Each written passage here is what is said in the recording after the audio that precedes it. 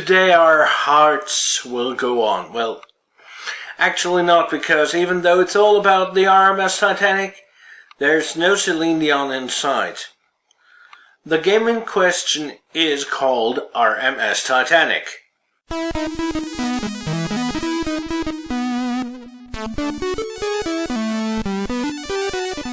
RetroKork. RMS Titanic is an action-adventure with business simulation elements. You portray the owner and director of the Titanic Salvage Corporation, and you can guess what you're trying to do. Raise the Titanic from the seabed.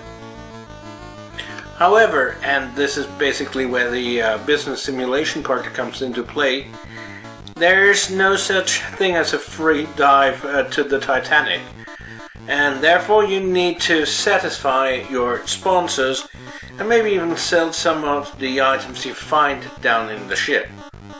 You are aboard the mothership, about 2 miles above the wreck of the Titanic. You can control a small one-man submarine from here. You can better to say take it. You can hold press conferences and talk to your sponsors. Oh, and there's a lab on board as well, but that's only important when you're underwater. You can access pretty much all the different options from your in-game main menu that doubles as a calendar. Okay, so you now have the funds for your expedition.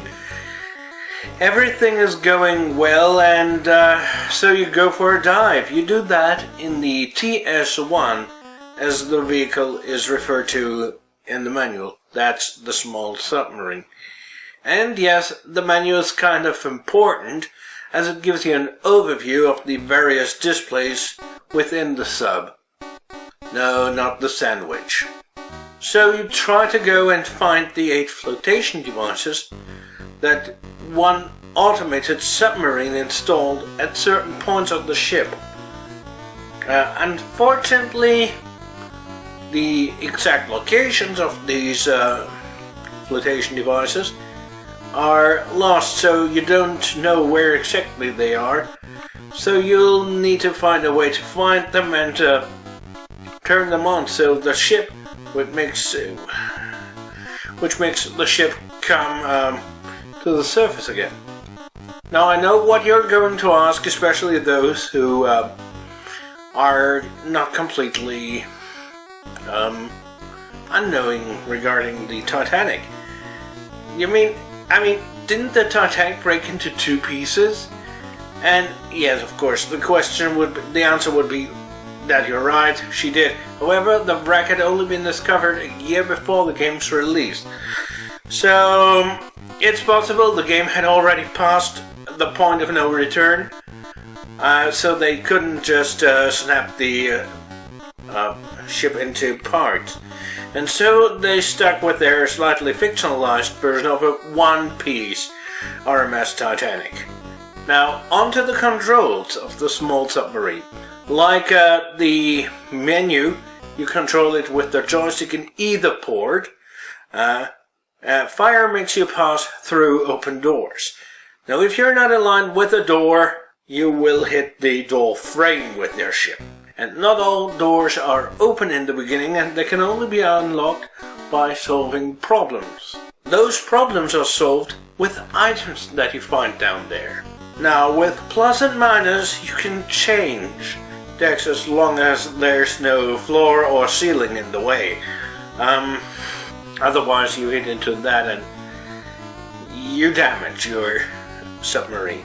Pressing the N button on your keyboard gives you the name of the room lying before you, even if it's behind a locked door, but it's usually behind a door. The keys 1, 2, 3 and 4 allow you to access items held in the TS1's hold.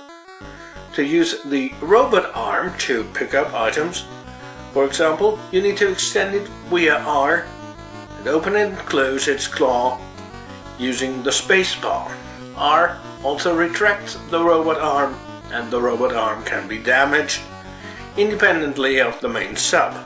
F takes one of up to 6 pictures per dive.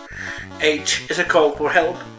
With the arrow up key, you return into the mothership's hold.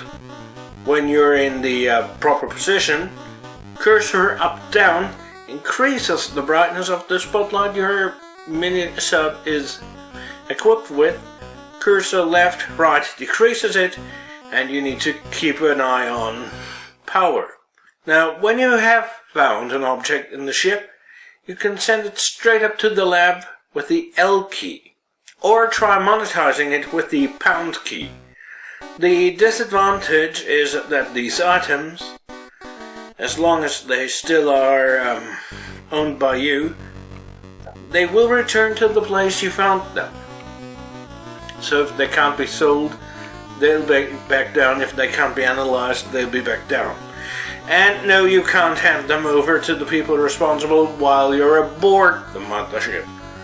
To help you map out the RMS Titanic, there are 4 sonar buoys that can be used to help you finding out where you are on the ship. You tune your sonar to one of them by pressing P. You place them and retrieve them with D. Now, these will be shown on your radar, on your sonar, regarding to your orientation. Now, nobody says that this is an easy task to accomplish everything, especially because you only have 8 hours a day to complete everything, including press conferences and talking to sponsors. Now, the sound is okay. Well, I mean, it's really quiet down under the sea when you dive, but that's kind of expected. At least there's no rapping dog, no giant octopus, or, well, referencing last episode, Leonardo DiCaprio to be found. And that, yeah, that's quite a relief to me. I like this game, even though you have a lot of things on your plate. Right from the start, I mean, diving, press conferences, the sponsors, power management when you're underwater, air management, and yeah, when you lose power or oxygen, which happens over time, and when you run into walls, as I mentioned, the day is over as you're rescued, similar to as if you pressed the H button. So yeah, please give this game a try. Just don't think it's necessarily a full-on realistic simulation, because it isn't.